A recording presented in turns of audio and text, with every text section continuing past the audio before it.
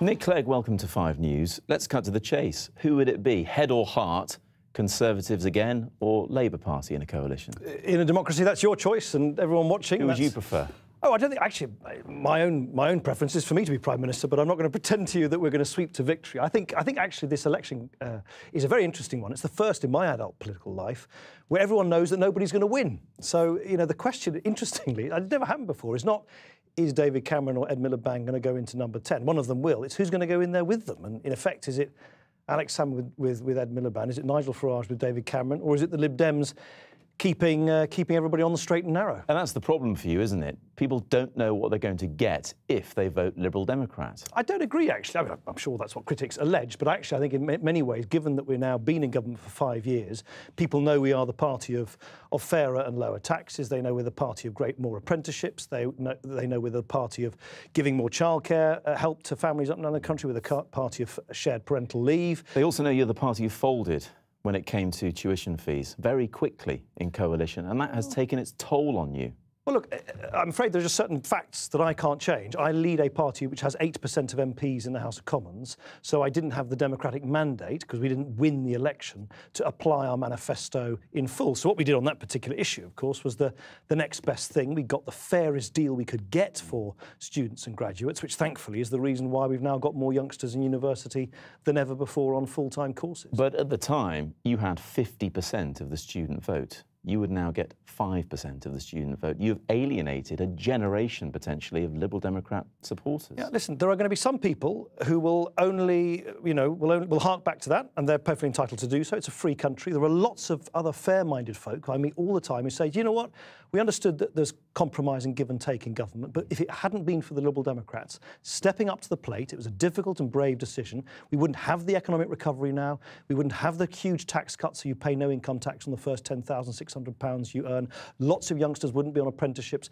Pensioners wouldn't have got the largest cash increase in the state pension ever because of Liberal Democrat. And at the end of the day, it's not it's everybody else's choice. You either judge a party on the one thing they couldn't put into practice, or the many, many more things which we have put into place. The thing is, that is playing on a lot of people's minds, not just people who don't support the Liberal Democrats, people who did last time. They will wonder what will go first next time if you're in a coalition government. Is it going to be cutting taxes by 400 quid on average? Is it going to be investing £8 billion in the NHS? No. What will go first? So let me be clear. So if you look at your very well-thumbed copy of the 2010 Liberal Democrat manifesto, which I'm sure nestles on your bedside table. 50 pages of it. No, that's this one. The last one was slightly shorter, but that's neither here nor there. On the front page of our last manifesto, we said what we will stick to, come hell or high water, is giving people tax cuts, putting £2.5 billion into schools through the pupil premium to help with the education of disadvantaged kids, fixing the economy, pushing for political reform. We did all those things, and in fact more. We raised the point at which you pay income tax to £10,600. And what we've put on the front page of our manifesto this time is stuff that we, just like that, will stick to, whether it is raising the point at which you start paying income tax even further to £12,500, putting the £8 billion in the NHS and making sure that mental health is properly valued, balancing the books but doing it fairly.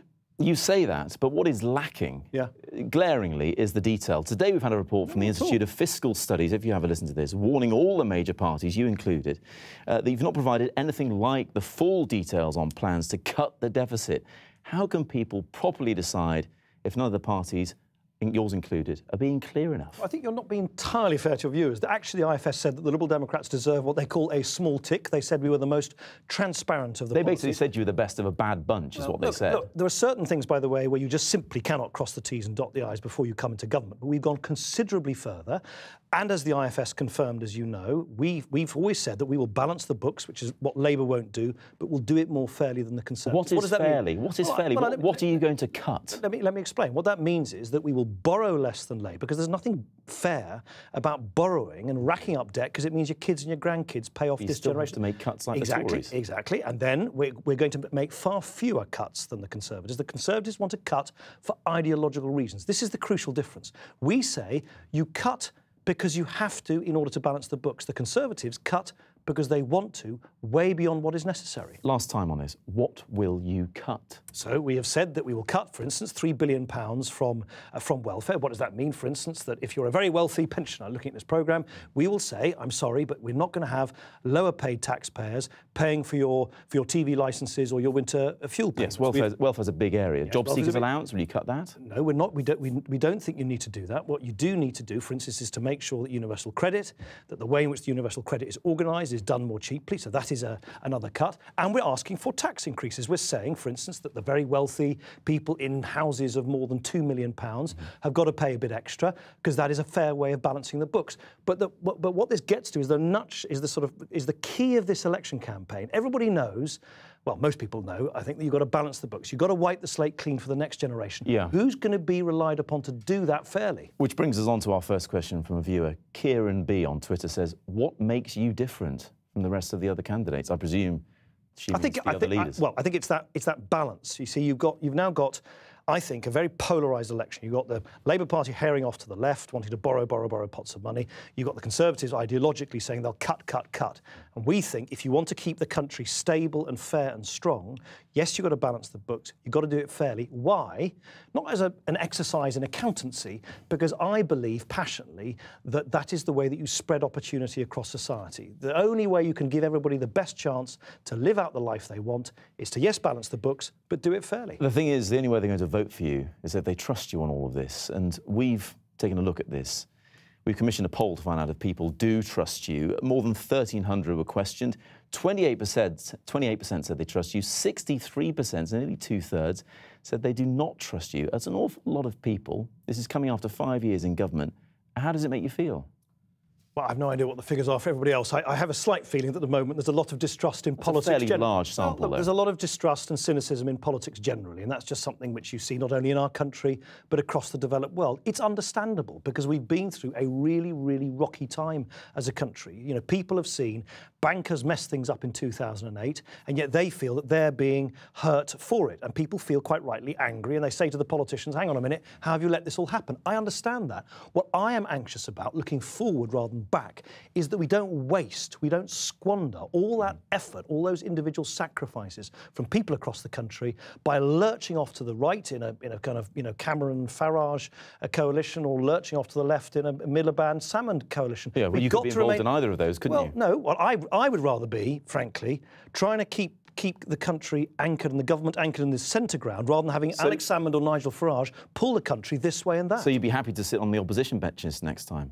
No, what I'm saying is, rather than having Nigel Farage and Alex Salmond dictating terms to the government of the day in the next Parliament, it'd be much better to have Liberal Democrats sat round the cabinet table. We've proved over the last 5 years, through thick and thin, through up and down, as your earlier piece showed, that we're prepared to put the country first, and I think that's what is needed going forward. Another question from a viewer, Alan C. on Twitter. Are you proud to be part of a government which is forcing millions to turn to food banks? Look, I am not... I didn't come into government to make cuts, right? But you can't choose the time at which, you know, the country suffered as it did. But more austerity than perhaps you would have liked has caused this kind of thing. Well, if you really must know, if you listen to the Trussell Trust and the other wonderful people who do great work helping the most vulnerable in food banks, they actually will give you a slightly more complicated picture. Let me give you an area. What was your viewer's name? Alan C. Alan C. Let me tell Alan C. an area where I think we could make things better for food banks. There is some evidence that some people who are going to food banks because their benefits have been withdrawn from one day to the next because they have broken the rules, the conditions around their benefits. I think we should make sure there's basically a yellow card system where if you kind of break the rules of the benefits that you receive, you're given a warning rather than immediately having those benefits withdrawn. It's not going to help everybody who's going to the food banks at the moment. It will help some significant number, according to those who are administering the food banks across the country. I'd just like to talk about the personal effects of being in government on you. How has 5 years in government changed you personally? I don't know if I was someone else. I think it probably makes me a bit tougher, makes you a bit wiser, a bit smarter. You learn stuff, you learn from experience, you learn from your mistakes. I'm humble enough, I think, to say that. But it hasn't in any way diminished my my desire to do the right thing for the country that I love. That's at the end of the day why you should go into politics, not for personal fame or glory, but because you genuinely think, and I genuinely think, given that the Liberal Democrats are now the only sort of centre ground party left in British politics, as everybody hears this way and that, I genuinely think that is where we can govern things for the maximum benefit of most people around the country. The one thing that separates you from the other leaders is we don't see as much of your family as we do of theirs. Your wife Miriam does talk. We don't see your children. No. Yes, why is that? Because they're my kids, and there's nothing. At the end of the day, I'm a dad and a father before I'm a politician, and I'll be a father and a dad and a husband and a brother and a son long after I leave politics. And I want my children to have the innocence of childhood that I think all children are entitled to. And I don't want them. Look, I'm not making a criticism of other political leaders. The decision that Miriam and I took was that we don't want our children going to school. We've got 3 lovely little boys. I'd love to show them off to you because I'm very proud of them, but I don't want them going to school and having little Johnny sit next to them and say, oh, I saw you on the telly. I think it'll make children feel different, and I want my children to feel as normal as possible. You did say when you leave politics. Could that be any time soon? Because your own seat in Sheffield Hallam is under threat, isn't it? No, look, I'm confident. I'm not sort of complacent. I'm confident that I'll be re-elected. I'm very confident that this sort of cottage industry and pessimism about the Liberal Democrat prospects is way overdone. We're going to confound our critics once again. We've done it many, many years before. I'm only 48. I've got bags of energy. I'd like to carry on. You'll remember in the Rose Garden when you announced the coalition, our political editor Andy Bell famously reminded David Cameron... Was it him? When asked what his favourite joke was, he said Nick Clegg. In the past 5 years, have you heard any good David Cameron jokes that you can share? Probably not any I can share, but I'll leave that to the memoirs. OK, Nick Clegg, thank you very much indeed for joining us.